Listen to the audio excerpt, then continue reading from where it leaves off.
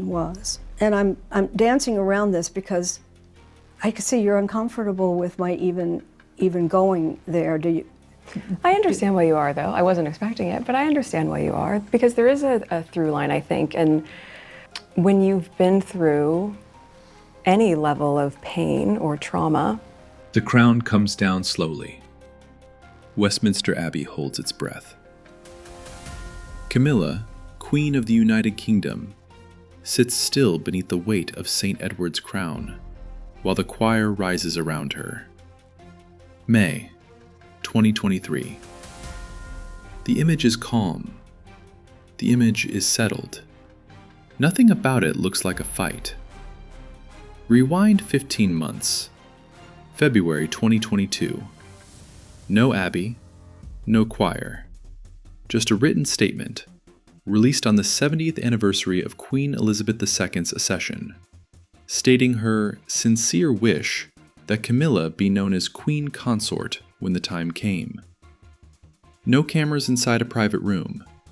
No vote. A single public sentence from the most trusted woman in the country, aimed at settling an argument that had followed Camilla for almost 3 decades. That sentence is the first exhibit in this case. Here is the charge. The palace did not erase the public's memory of what came before Camilla.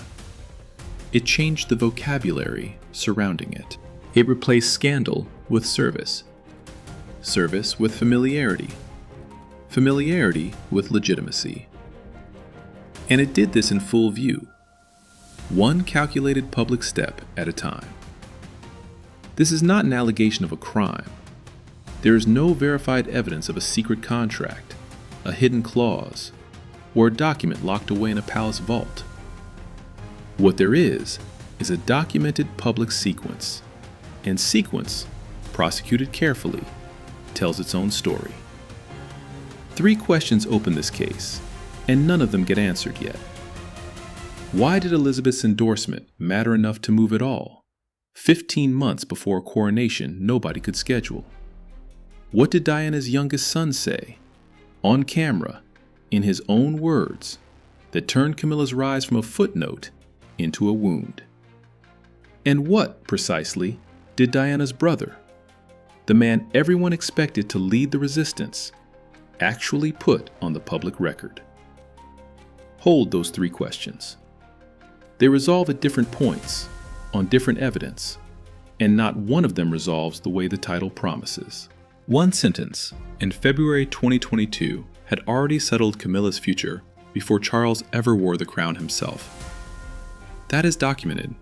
That is not in dispute. What is in dispute, what the rest of this case has to earn, is what that sentence cost, who it wounded on the way to becoming history, and whether secret pact is the right word for something that happened this publicly. Watch the coronation footage again if you want. The crown descends in the same 3 seconds every time you replay it. The choir hits the same note it always hits. Nothing in the picture itself ever changes. What changes, once you understand the 15 months sitting behind it, is what you think you're actually looking at. That is the entire method of this investigation. Not new footage, not new documents, just old footage placed in the right order. The next witness does not come from the Spencer family. He comes from inside the palace walls Diana once tried to leave. Before the prosecution can question its hostile witness, it has to understand him. Diana, Princess of Wales, dies in Paris in August 1997. Harry is 12. Cameras catch him walking behind her coffin, head down, a boy in a dark suit, doing what a nation asked of him in public, while he grieved in private. That image outlives every headline written about him since. It is the ground this entire case is built on, and no cross-examination changes it. 26 years later, in June 2023, Harry sits across from Anderson Cooper for CBS's 60 Minutes and says the thing out loud. He confirms that he and his brother William once asked their father directly not to marry Camilla. very lovely air stewardess looking after me. I was all over the place, just getting through lots of tissues and crying. And then I thought, look, I've got to get a grip here and do something useful for Diana. And I decided the first thing that needed to be done was to find somebody to write and deliver the eulogy. He says Camilla needed to rehabilitate her image, and he goes further, alleging that relationships between people around her and sections of the British press made her, in his word, dangerous. Note the framing carefully, because the case depends on it. These are Harry's claims, stated on camera under his own name. They are not independently verified conclusions. No court, no inquiry, no release document has confirmed the press relationships he describes. What is confirmed is that he said it publicly, and that CBS broadcast it to millions. Why would a title change feel like an act of violence to a grieving son? Because titles, in this family, are never just titles. Diana was the Princess of Wales. Camilla, for 18 years after her 2005 marriage to Charles, was styled Duchess of Cornwall, deliberately not Princess of Wales, out of documented sensitivity to Diana's memory. When that carefully maintained distance finally closed, when Camilla was crowned beside the king in 2023, it did not read to Harry as a neutral administrative update. It read as his mother's rival taking the last remaining seat at the center of the institution that, in his account, had failed her. Payne explains testimony. It does not automatically prove every allegation contained within it. Harry's accusation, on that CBS set, was no longer really about a decades-old affair. It had become an accusation about how royal reputations get built. Quietly, patiently, through the very system that had once, by his account, hunted his mother. And the palace's response to that accusation was silence. No rebuttal was ever issued. No spokesperson stood at a podium and answered Harry point by point. Instead, the institution simply kept doing what it had already been doing for years, elevating Camilla, one calm, unhurried step at a time, as though the interview had never aired at all. That silence is its own kind of evidence, and it deserves the same scrutiny as Harry's words. An institution that says nothing is not necessarily an institution that has nothing to say. It may simply be one that has already decided silence works better than argument. Now build the evidence wall. Not one dramatic reveal, a slow accumulation. The kind that only looks like a plan once you lay every piece side by side. 2005. Camilla marries the then Prince Charles in a civil ceremony at Windsor Guildhall. The palace makes a careful choice immediately. She will be known as Duchess of Cornwall, not Princess of Wales.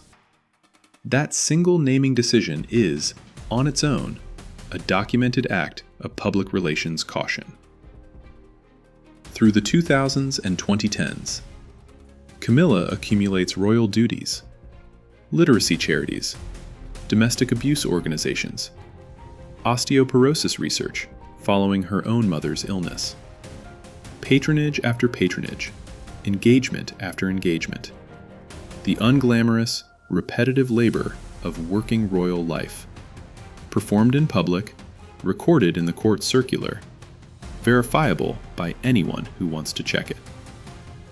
Palace communications shift alongside her. Where 1990s coverage of Camilla was adversarial, official language by the 2010s routinely describes her as steady, reliable, a dependable presence beside Charles. That is not a secret. That is a documented change in institutional tone, traceable in press releases anyone can pull. Then, February 2022, Queen Elizabeth's public statement. The most powerful individual endorsement available in the entire institution. Us, and it's perfect. What do you think your mother would have thought of Meghan or said about Meghan? Oh, they'd be thick as thieves.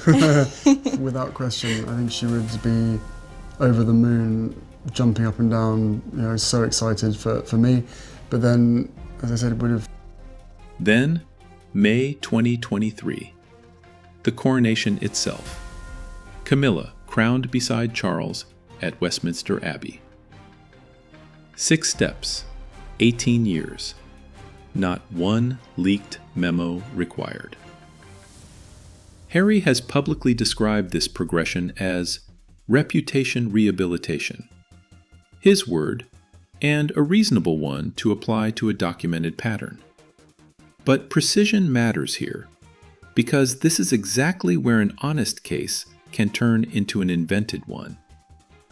Analyzing this sequence as public relations is defensible. Claiming Camilla personally ordered unlawful leaks or negotiated secret arrangements with newspapers is not, because no verified evidence supports it. Royal commentators have speculated about her media relationships for years. Speculation is not proof, and this case does not treat it as proof. The real antagonist emerging in this chapter is not a person. It is a mechanism.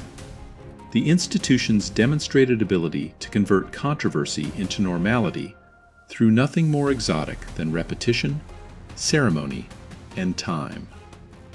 Picture the 18 years compressed into a single montage.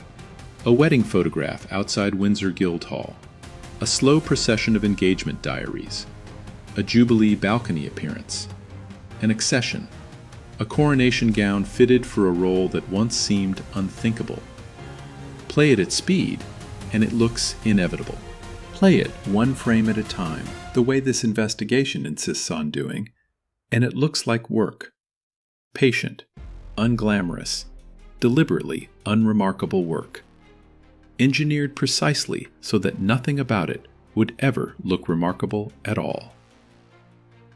What looked, in 2005, like simple image repair had quietly become, by 2022, something closer to succession insurance. And then, Queen Elizabeth placed the full authority of a 70-year reign directly behind it. Now the first major exhibit gets entered properly into evidence, without embellishment, because the real version is dramatic enough on its own. The date is February 5th and 6th, 2022, the 70th anniversary of Elizabeth's accession, marked as her Platinum Jubilee year officially began. In a written message released to mark the occasion, the Queen stated it was her sincere wish that when the time came, Camilla be known as Queen Consort, as Charles becomes king.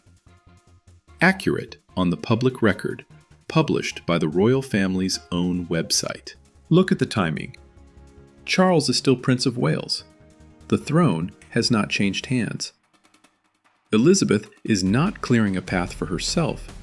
She is clearing one for a succession that has not happened yet, using the last major public platform of her reign to do it.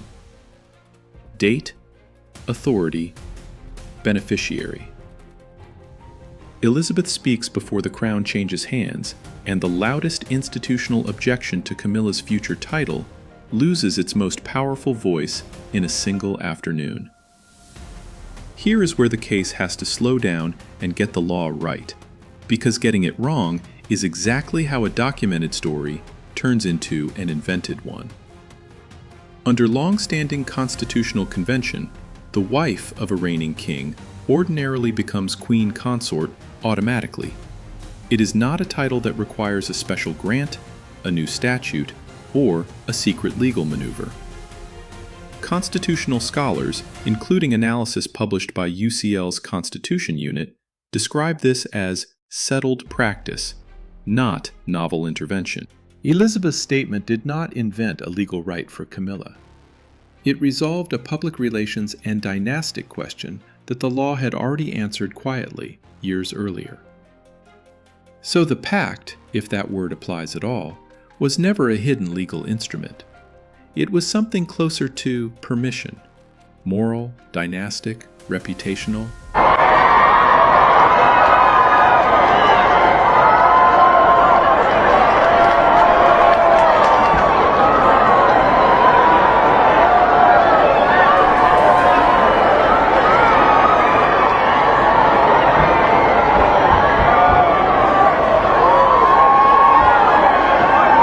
layered on top of a legal outcome that was never actually in doubt. Elizabeth grants legitimacy. Charles, over 18 years, earns public acceptance for the marriage itself. The palace supplies the ceremony to make it permanent.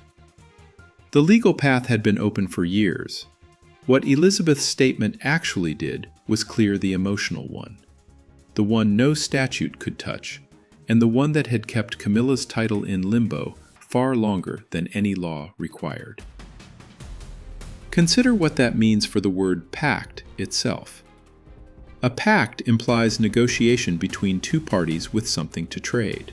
What the record actually shows is closer to a single woman, near the end of a very long reign, deciding out loud that a settled legal question no longer needed to be treated as an open one. That is not a secret bargain. That is a queen using the only currency she had left in reserve, her own remaining authority, and spending it publicly, on the record, for anyone to see. But a single public blessing does not, on its own, explain the almost mechanical precision with which the palace moved in the months that followed. From personal conflict, the case now moves to institutional machinery. Because this is where secret pact stops sounding like a conspiracy and starts sounding like paperwork. Lay the sequence out in order. 1. Elizabeth's February 2022 endorsement. 2. Elizabeth's death in September 2022 and Charles's accession, which happens automatically by operation of law the instant a monarch dies, not on any later ceremonial date. 3. Camilla is styled Queen Consort from that moment. 4. Coronation planning proceeds through the winter and spring. 5. In the run-up to the May 2023 coronation, Palace communications quietly drop consort from her title in most public references, moving to simply Queen Camilla. 6. At the coronation itself, she is crowned and formally seated beside the sovereign, completing her public placement at the center of the institution. Notice what is conspicuously absent from that sequence. No leaked memorandum, no emergency meeting, no dramatic midnight signature on a hidden document. Just an unbroken chain of scheduled, published, entirely public steps. The accession proclamation, the title style guidance issued to broadcasters, the seating plan at the Abbey, the order of the procession. Institutions rarely need to confess in writing. They confess through sequence, through who stands where, whose name appears in what order, which photographs get released, and which don't. The coronation itself, it's worth stating plainly, did not determine the succession. Charles became king the moment his mother died. The Abbey ceremony 7 months later was confirmation, dressed in 1,000 years of ritual, not the mechanism of power itself. Understanding that distinction matters because it's the difference between analyzing how an institution communicates legitimacy and inventing a legal drama that never happened. If documented evidence over recycled rumor is the kind of investigation you want more of, this is a good moment to support the channel, because the next chapter is where a name everyone has been waiting for finally enters the case. Think about what it means that every one of those 6 steps is independently checkable. A title style guide sent to broadcasters is not a secret. It's a memo, and memos like it get referenced in newsroom style guides every day. A seating plan is not a conspiracy. It's printed in the order of service, available to anyone who requests it. The sequence only starts to look engineered once you stop viewing each step in isolation and start viewing all 6 together, back to back, at the pace a documentary can give them, and real time never does. By the end of this sequence, the palace has completed every visible stage of Camilla's elevation, in full public view, without needing to hide a single step. It's incredible how strong and how you've been able to cope really. And I put that down to your really early years, childhood experience, but also the relationship that you've got. You're amazingly close. Yeah. And yes, you know. Most of the time. Only one witness left can connect that triumph back to Diana without sounding like just another royal commentator repeating the same rumor. Enter Charles Spencer, 9th Earl Spencer, Diana's younger brother, and the man who, at her funeral in 1997, stood in Westminster Abbey and promised in front of the world to help protect her sons. He is the custodian of Althorpe, the family estate where Diana is buried on an island in a small lake. If this case needed a witness for the prosecution, the audience is primed to expect him to be it. He is not. In September 2024, asked publicly about the well-documented strain between William and Harry, Spencer did not take the opening.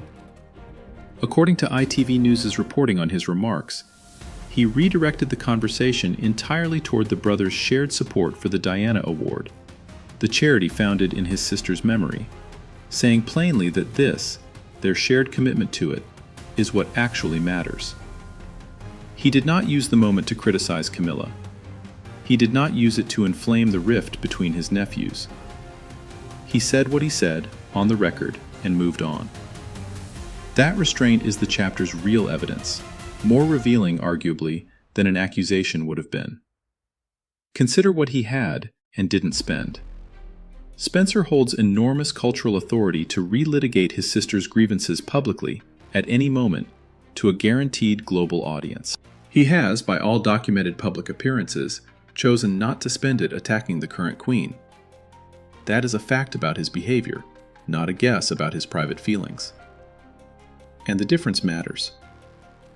This is where the title's promise of exposés needs to be redefined, carefully. Spencer does not expose a secret contract. No version of this story has one. What his public restraint exposes is a distinction. The difference between protecting a sister's memory and weaponizing it in a live family conflict that memory can no longer consent to.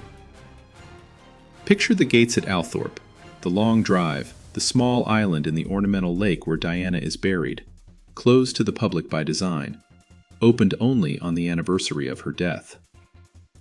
That is a man who has spent nearly 3 decades curating exactly how, when, and where his sister's memory is allowed to be seen. He did not build that kind of careful stewardship in order to spend it on a television interview about his nephew's feud. His silence on Camilla, examined against that lifelong pattern, looks less like an oversight and more like a policy. Diana's brother was in effect offered the role of avenger by public expectation alone. Publicly, on the record, he has declined it. And that refusal leaves Harry and Meghan facing the palace without the one endorsement a great many commentators had simply assumed was coming. This is the chapter where breaks down has to mean something specific and defensible. Not an unverified emotional collapse, but the collapse of a strategic position. That distinction is the whole case for this chapter, and it's worth being precise about, because precision is what separates analysis from invention. Start with the documented power imbalance. The royal family's own website confirms that Harry, Duke of Sussex, and Meghan, Duchess of Sussex, stepped back from royal duties in 2020 and have not returned as working members of the institution since. That single administrative fact reshapes everything that follows.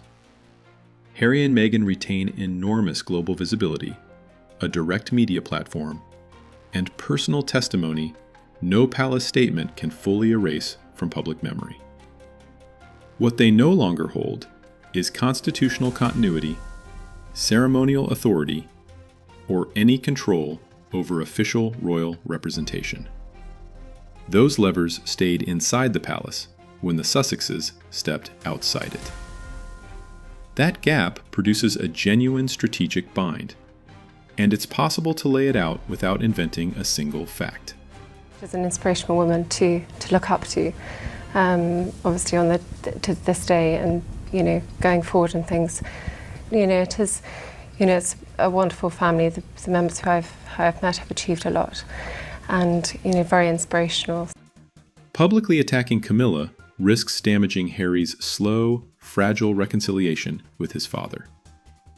Publicly accepting her position risks looking like a retreat from criticism he's already put his name to, on camera, for millions.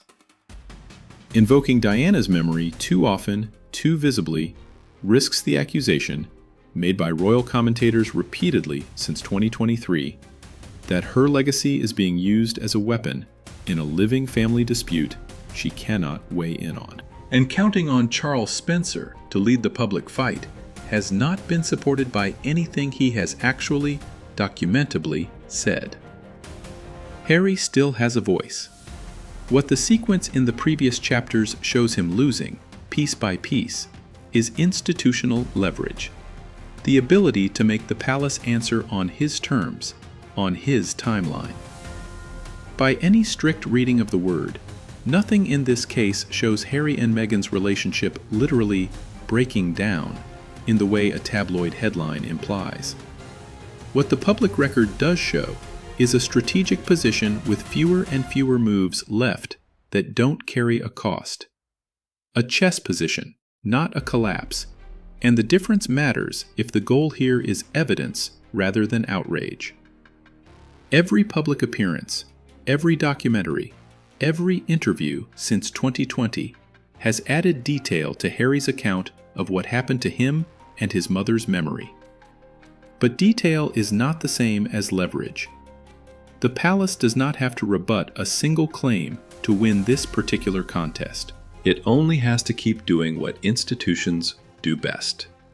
Nothing dramatic, nothing sudden, just the slow accumulation of ordinary days that eventually outlasts any single news cycle. Then, in July 2026, something shifts the entire board. The family enters the same room again, and by every available public account, Queen Camilla is there too. This is the development that keeps the whole case from collapsing into repetitive anti-Camilla commentary. Because the public record itself complicates the story right when it looks most settled. On July 10, 2026, Buckingham Palace confirmed that King Charles hosted Prince Harry, Meghan, and their children, Prince Archie and Princess Lilibet, at Highgrove House, the King's private Gloucestershire residence, during the family's UK visit. Multiple outlets reporting on the confirmation note that it was the first in-person meeting between the King and his two youngest grandchildren in 4 years. And that Queen Camilla, who keeps a private home near Highgrove, was reportedly also present. Sit with that for a second. The woman Harry criticized so sharply on international television is reportedly in the room for one of the most significant steps toward reconciling this family since 2020.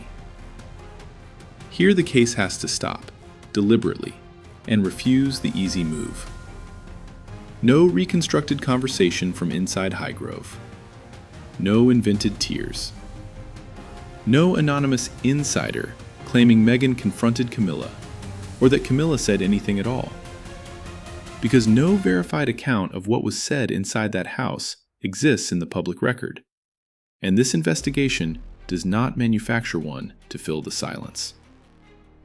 What can be analyzed honestly is the meaning of the fact itself. Camilla may remain, privately, an emotionally complicated figure for Harry. That would be an understandable human thing, and nobody outside that family can confirm or deny it.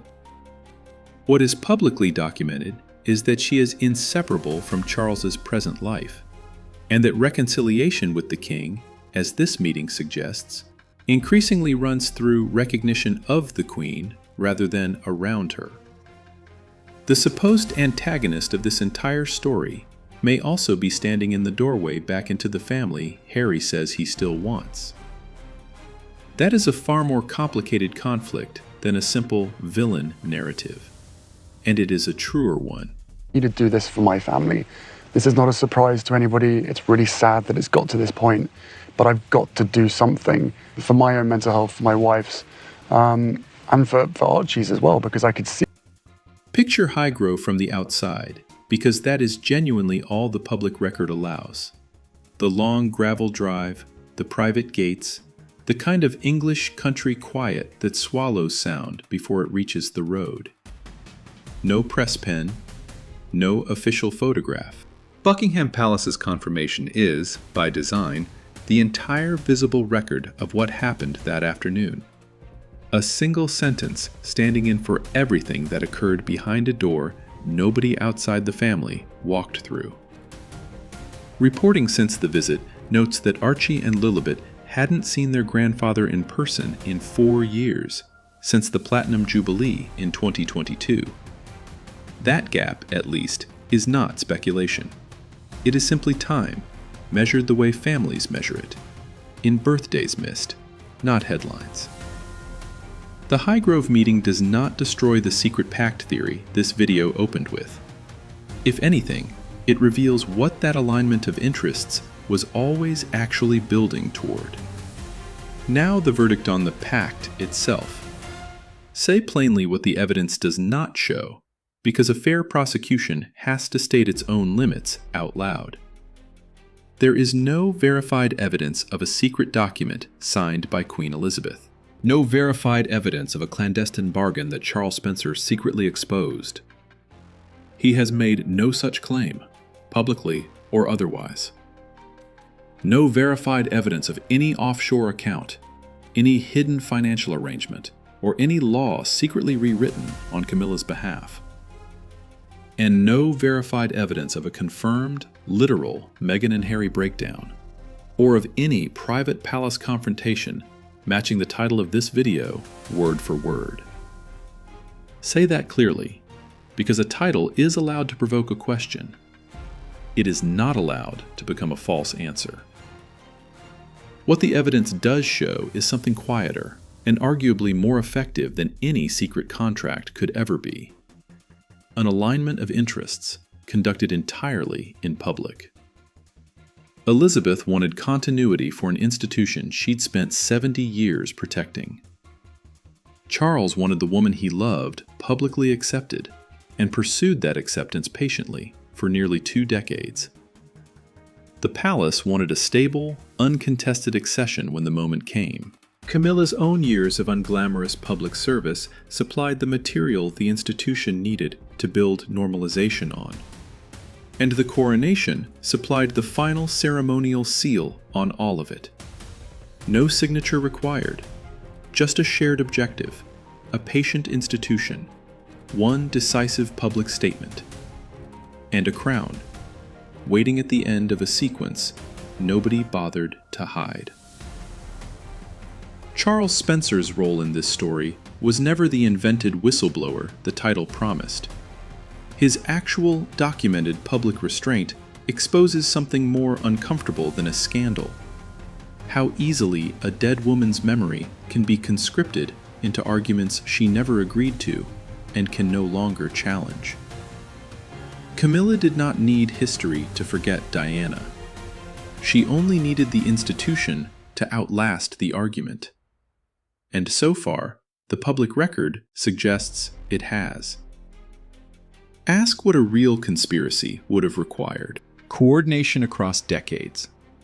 Discipline across an institution famous for leaks.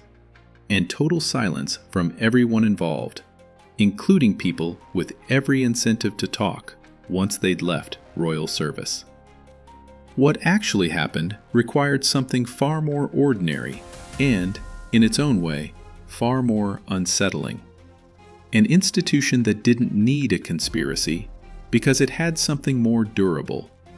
Time, ceremony, and the simple, repeated act of showing up.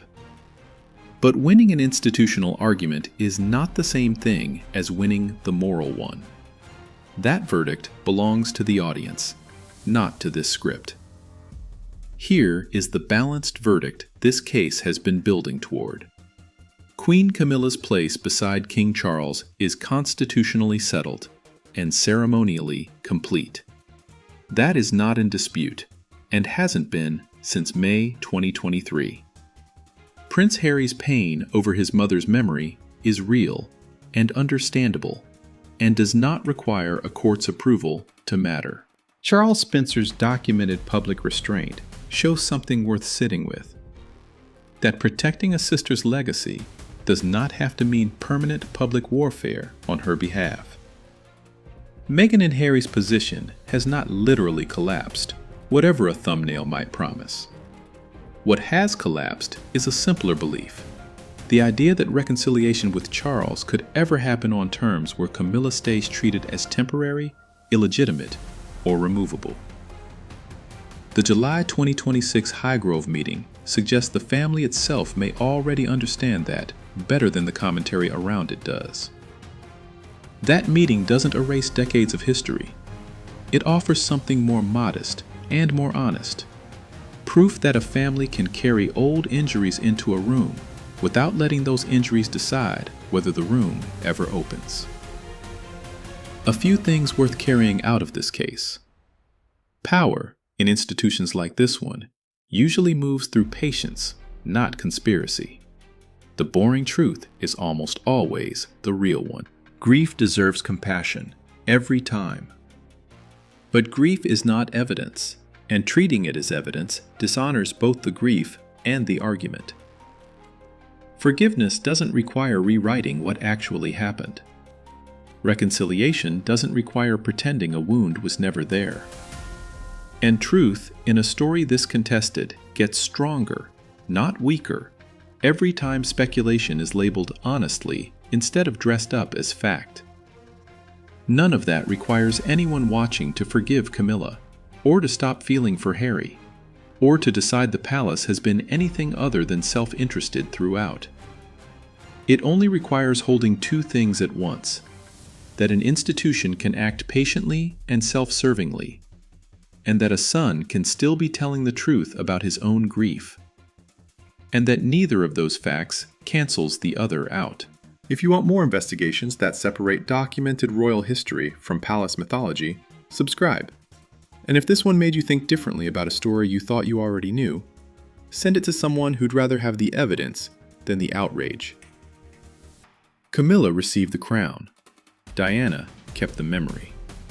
And Harry, decades after Paris, is still the one left deciding whether honoring his mother means fighting one more war, or finally choosing to